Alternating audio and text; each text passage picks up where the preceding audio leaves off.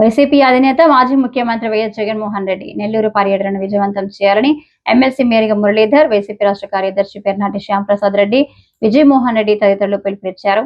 తిరుపతి జిల్లా గూడూరు పట్టణం జరిగిన నియోజకవర్గ స్థాయి వైసీపీ శ్రేణుల సమీక్ష సమావేశం నాయకులు కార్యకర్తలతో పార్టీ కార్యాలయం జనసంద్రంలా మారింది. మేరీగా మురళీధర్ ముఖ్య నాయకులు ప్రతి ఒక్క కార్యకర్తలతో మాట్లాడారు. పార్టీ మీ వెంటే ఉందని భరోసా కల్పించారు.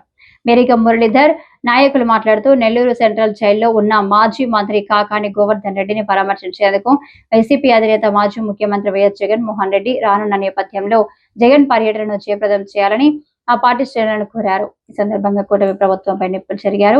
జగన్ పర్యటనకు అడ్డంకులు సృష్టిస్తున్నారని మండిపడ్డారు. గ్రామాల్లో చిచ్చులు పెట్టి వర్గ విభేదాలు సృష్టిస్తున్నారని, ఇదేమని ప్రశ్నిస్తే వైసీపీ నాయకులు కార్యకర్తలపై తప్పుడు కేసులు బనాయిస్తున్నారని, రాష్ట్ర వ్యాప్తంగా ఇదే పరిస్థితి నెలకొందని వారు మండిపడ్డారు.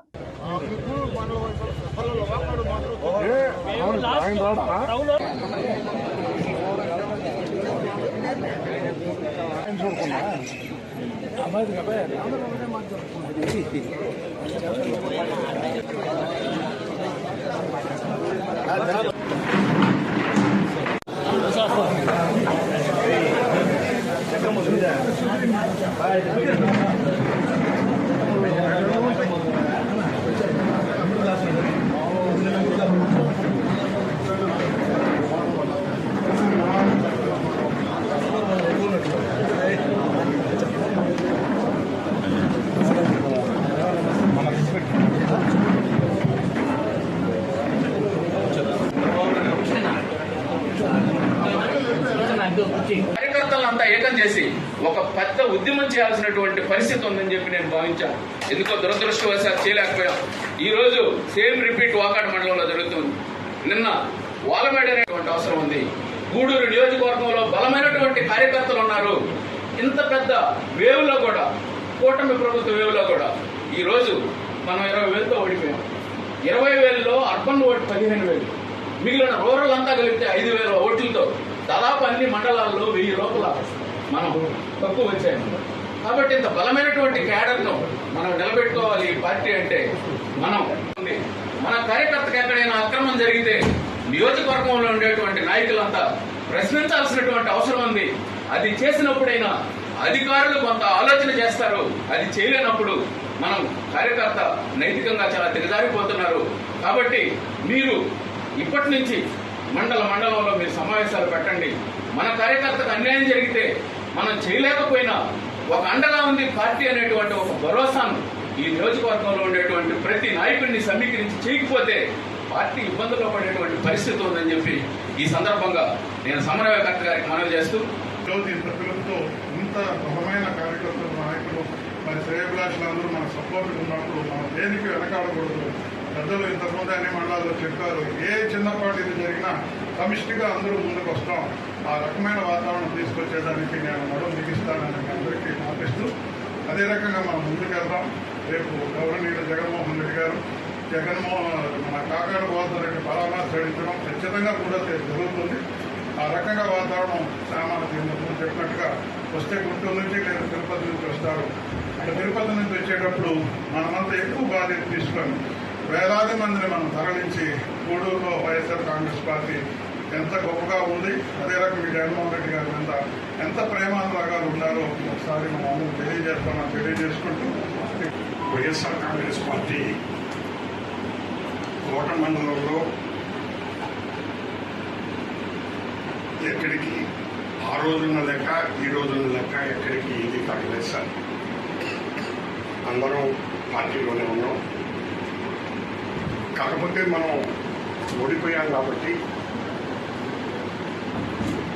ఎందుకు ఓడిపోయామని ఆత్మపరిశీలనలో కొన్ని లోపాలు మనలో ఉంటాయి.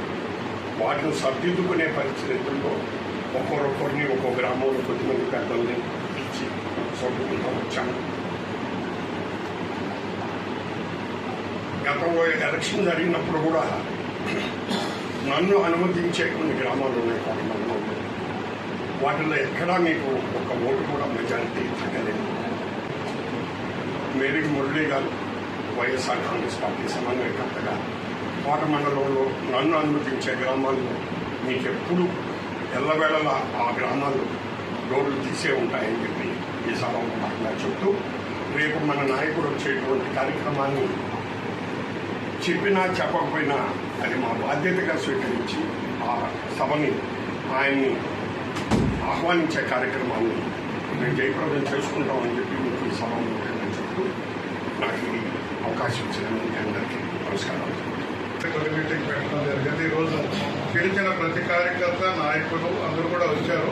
నాయకుల వరకే సమీక్ష అనుకున్న నాయకులందరూ రావడం ఒక మంచి శుభపరిణామంగా తీసుకుంటూ ఇదే రకంగా జగన్మోహన్ రెడ్డి గారు ఇచ్చినటువంటి ప్రోగ్రాం ఈ 2 నెలల్లో ప్రతి గ్రామం టచ్ చేస్తూ గూడూరులో వైఎస్ఆర్ కాంగ్రెస్ పార్టీ కలుపుకోవడం అనే విషయాన్ని మరొకసారి మనం స్పష్టం చేస్తూ ఆ రకంగా ముందుకెళ్తాం.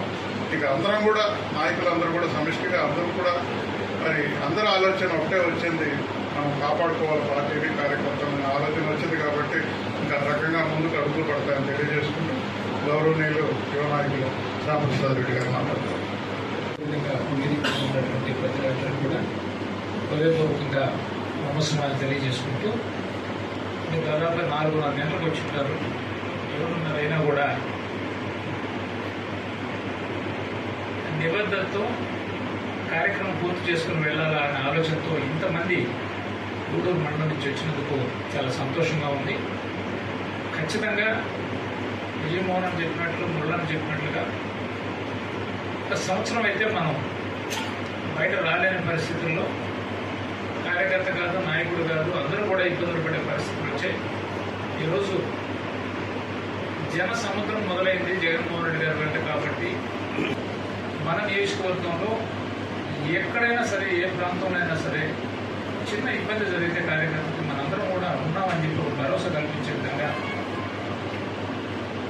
నాయకులందరూ కూడా సమాయత్తం అవ్వాలని చెప్పి కోరుకుంటూ, జగన్మోహన్ రెడ్డి గారి పర్యటన ఏ రోజున్నా నెల్లూరు జిల్లాకి ఆయన తేదీ ఖరారైతే మన నియోజకవర్గం నుంచి పెద్ద ఎత్తున వెళ్ళి ఆయన స్వాగతం పలకాలని చెప్పి మరొకసారి తెలియజేసుకుంటూ, సమన్వయకర్తలకు అందరికీ కూడా మేనిఫెస్టోకి సంబంధించి రీకాలింగ్ కార్యక్రమాన్ని 30 రోజుల పాటు చేయమని చెప్పి మన అధ్యక్షుడు వారు చెప్పడం జరిగింది. ఖచ్చితంగా మన గ్రామాల్లోకి వచ్చినప్పుడు గ్రామ కమిటీ కానీ, అదేవిధంగా మండల స్థాయి నాయకులు, జిల్లా స్థాయి నాయకులు, రాష్ట్ర స్థాయి నాయకులు ఎవరైతే ఉంటారో వాళ్ళందరూ కూడా దగ్గరుండి మన మురళన్నని ఆ కార్యక్రమానికి సంబంధించి దిగ్విజయం అయ్యేటట్లుగా చేస్తారని చెప్పి ఆశిస్తూ, మరొకసారి మీ అందరికీ కూడా హృదయపూర్వకంగా ధన్యవాదాలు తెలియజేసుకుంటూ సెలవు తీసుకుంటున్నాను. జై హింద్. వీళ్ళు సంవత్సర కాలం పాటు మోసాలు ఏ రకంగా చేశారు? ఉదాహరణకు చెప్పిన సూపర్ 6లో ఒక్కొక్క కార్యక్రమం అది గ్యాస్ అన్నారు, 3 సిలిండర్లు ఇచ్చారా? తూతు మంత్రంగా 1 సిలిండర్ ఇచ్చారు.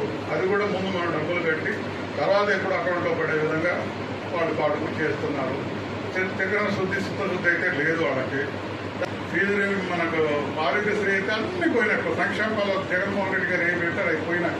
ఇవన్నీ కూడా ప్రజలు ఇప్పటికే అర్థం చేసుకున్నారు. మన బాధ్యతగా మన పార్టీగా మనం ముందుకెళ్ళాలి. అవన్నీ చెప్పుకుంటూ ప్రతి గ్రామంలో ప్రతి ఇంటిని మనం టచ్ చేయాలనే ఒక బృహత్కరమైన కార్యక్రమం మరి 2 నెలల్లో జగన్మోహన్ రెడ్డి గారు రూపించడం జరిగింది.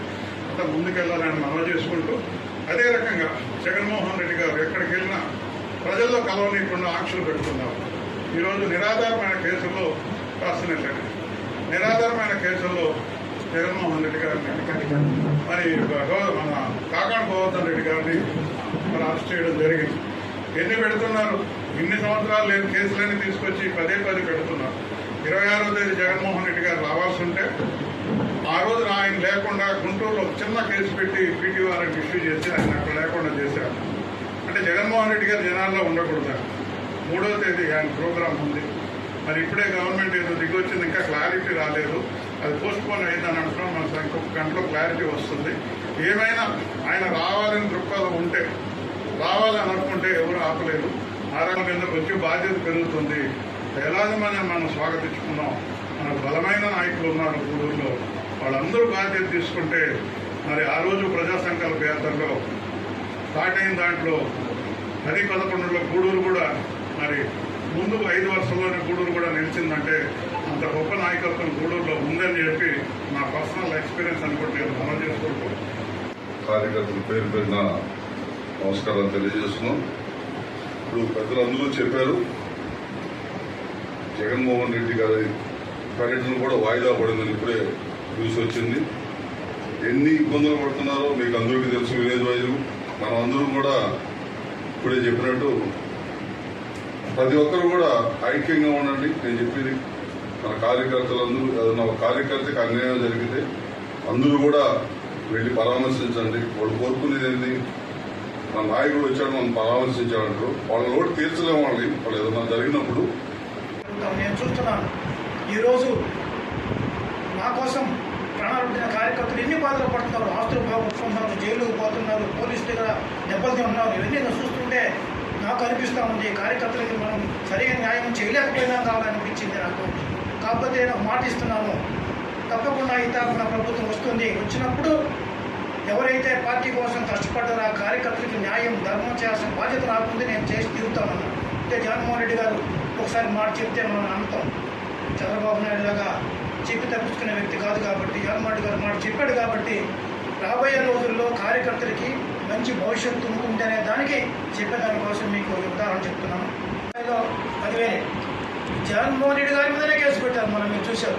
పల్నాడుకు పోతే ఆయన కారులో ప్రయాణిస్తుంటే డ్రైవర్ యాక్సిడెంట్ చేశారని చెప్పి ఆ కారులో ఉన్న ఆయన మీద కేసు పెట్టారు మాజీ ముఖ్యమంత్రి. అంటే కార్యకర్తలు ఒక భయోత్పాదం సృష్టించారు. జగన్మోహన్ రెడ్డి మీద కేసు పెట్టారు, మీరంతా మాకు అంటే కార్యకర్తల్లో భయపడిపోతారు అనే ఒక ఆలోచన చేస్తున్నారు పార్టీ.